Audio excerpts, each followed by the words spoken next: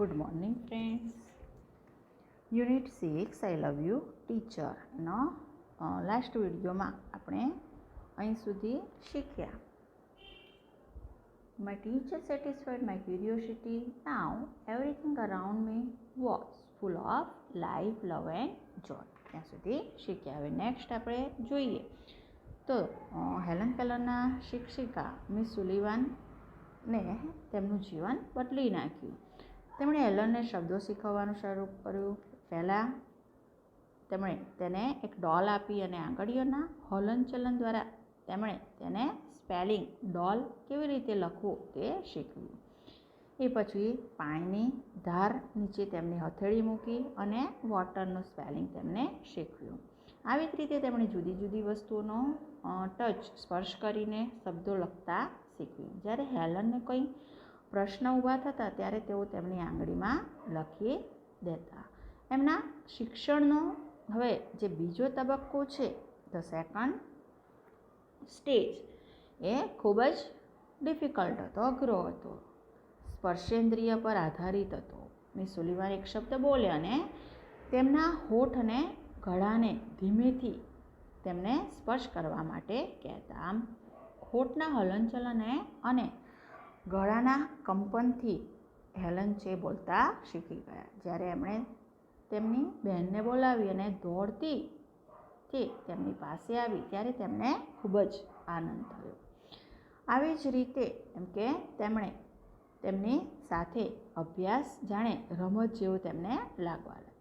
તેમણે રેડક્લિફ કોલેજમાં અભ્યાસ શરૂ કર્યો. એ પછી એમ કે જ્યારે તેઓ કોલેજ જતા ત્યારે શક્ય એટલી ઝડપથી તેમની હથેળીમાં તે વ્યાખ્યાનો ઉતારી લેતા અને ઘરે આવીને જે કંઈ પણ યાદ રહ્યું હોય તે તેમની નોંધપોથીમાં નોંધી લેતા.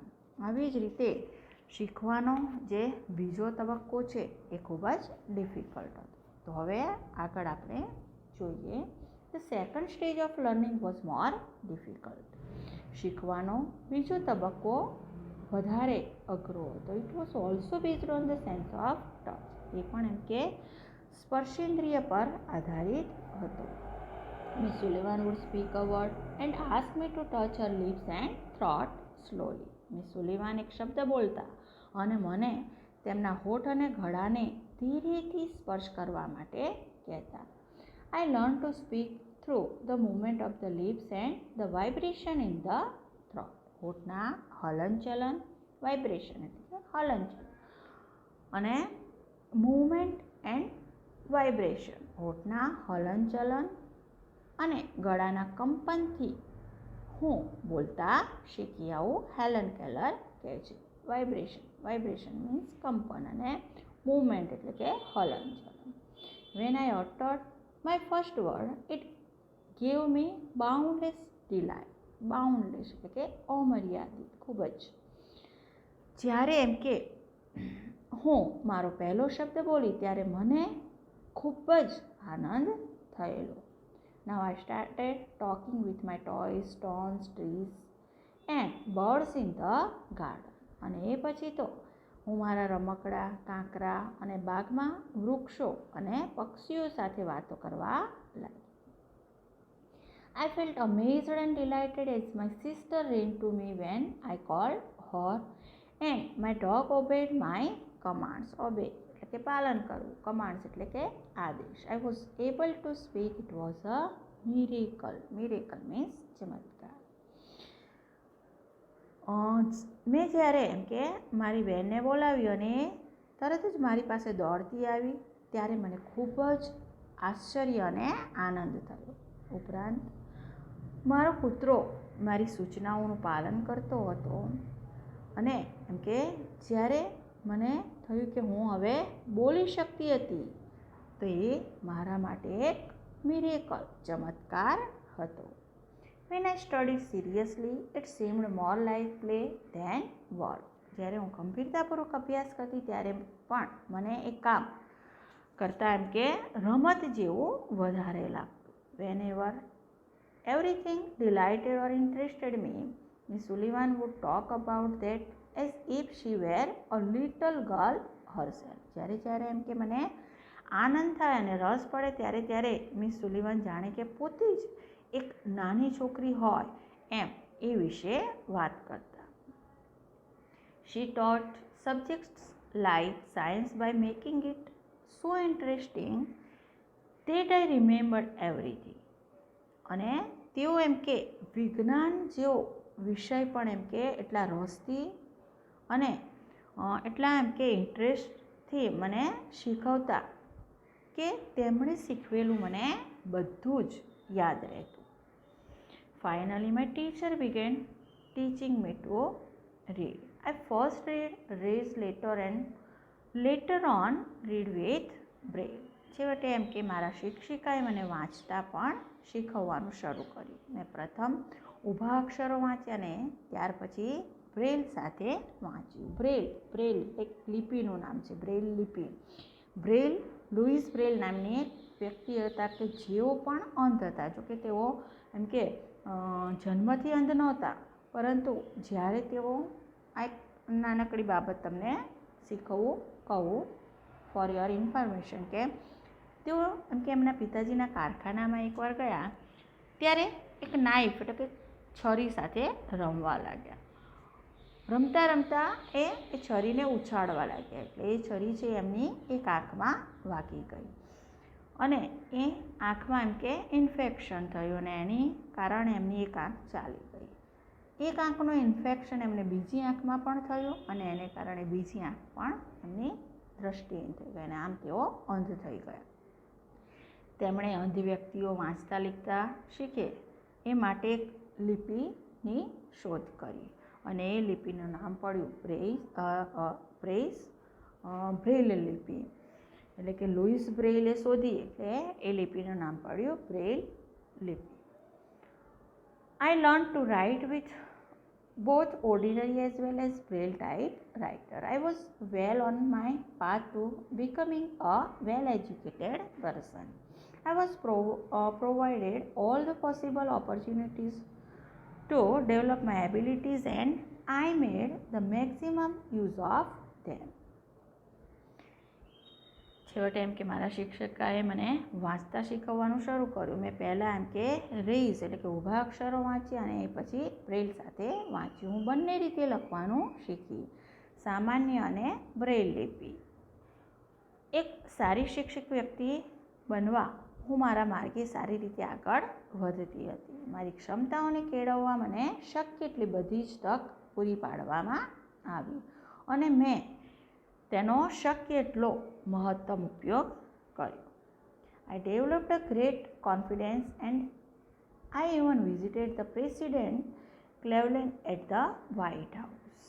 મેં ખૂબ જ વિશ્વાસ કેળવ્યો અને મેં વ્હાઇટ હાઉસ ખાતે રાષ્ટ્રપ્રમુખ ક્લિવલેન્ડની મુલાકાત પણ લીધી. In 1819, at the age of about 10, I moved to the Perkins Institution.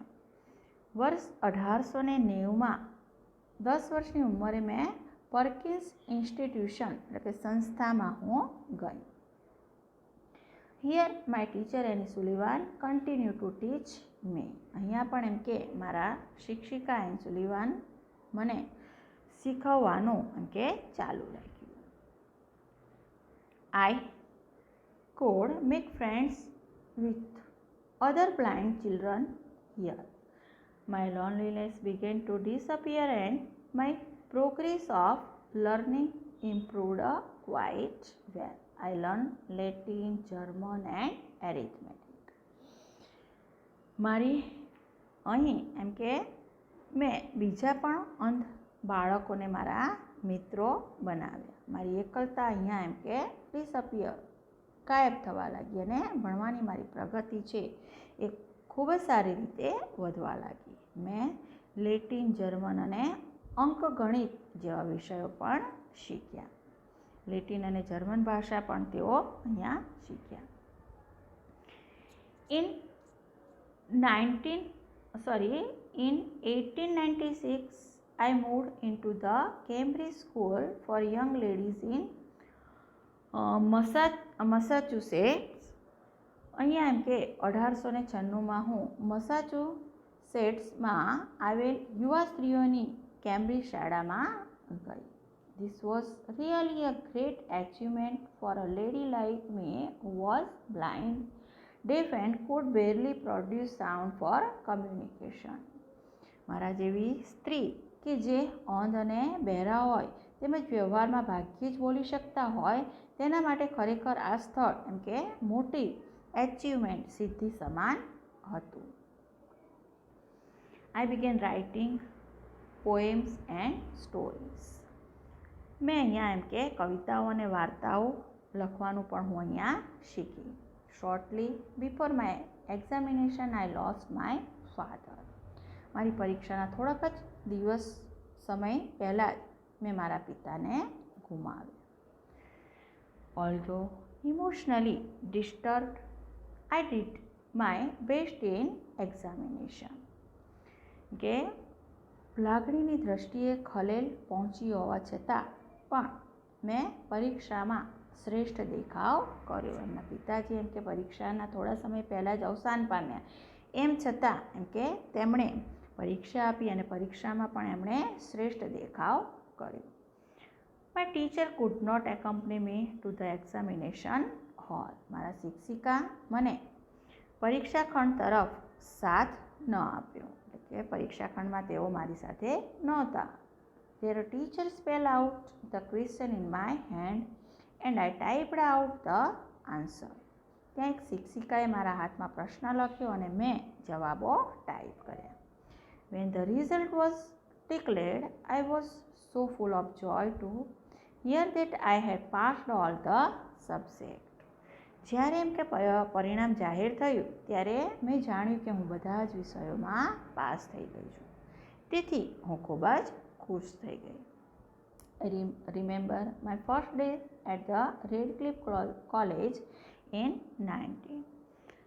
I knew there were challenges in my way, but I was eager to overcome them. Eager એટલે કે આતુરતા, જિજ્ઞાસા અને ઓવરકમ એટલે ના ઉપર વિજય મેળવવો. રેડક્લિફ કોલેજનો એ પહેલો દિવસ મને હજુ પણ યાદ છે. મારા માર્ગમાં ઘણી બધી મુશ્કેલીઓ હતી તે હું જાણતી હતી, એમ છતાં હું એમ કે એના ઉપર વિજય મેળવવા માટે આતુર હતી. The professors looked far away as if they were speaking through a telephone. અધ્યાપકો જાણે કે ટેલિફોન દ્વારા બોલતા હોય એટલા દૂર લાગતા હતા. The lectures were spelled into my palms as rapidly as possible. Rapidly એટલે ઝડપથી, શક્ય એટલી ઝડપથી હું મારી હથેળીમાં તે વ્યાખ્યાનો ઉતારી લેતી. I would note down whatever I remembered when I went back home. અને કે ઘરે આવીને જે કંઈ પણ યાદ રહ્યું હોય એ હું મારી નોંધપોથીમાં ઉતારી લેતી. સો ફ્રેન્ડ્સ, આજે આપણે અહીં સુધી શીખીશું. હજી પણ કેટલાક પેરેગ્રાફ બાકી છે, એ આપણે નેક્સ્ટ વિડીયોમાં જોઈશું. ત્યાં સુધી આ યુનિટમાં આવતી જેટલા શીખ્યા પેરેગ્રાફ એમાં આવતી શોર્ટ નોટ છે એ શોર્ટ નોટ તમારી નોટમાં લખજો. જે ઇંગ્લિશની નોટ તમે બનાવી છે એમાં ગ્લોસરી લખજો અને એમાં તમારી નોટમાં શોર્ટ નોટ લખજો. શોર્ટ નોટમાં એક આવશે a wonderful teacher and Sullivan, એક અદ્ભુત શિક્ષિકા એન્ડ સુલિવાન. બીજી એક પણ શોર્ટ નોટ આવશે હેલન કેલર અ ગિફ્ટેડ લર્નર. હેલન કેલર એક બુદ્ધિશાળી વિદ્યાર્થીની. આમ બે શોર્ટ નોટ અને ગ્લોસરી છે તમારી ઇંગ્લિશની નોટબુકમાં લખજો. બાકીના છે પેરેગ્રાફ એ આપણે નેક્સ્ટ વિડીયોમાં જોઈશું.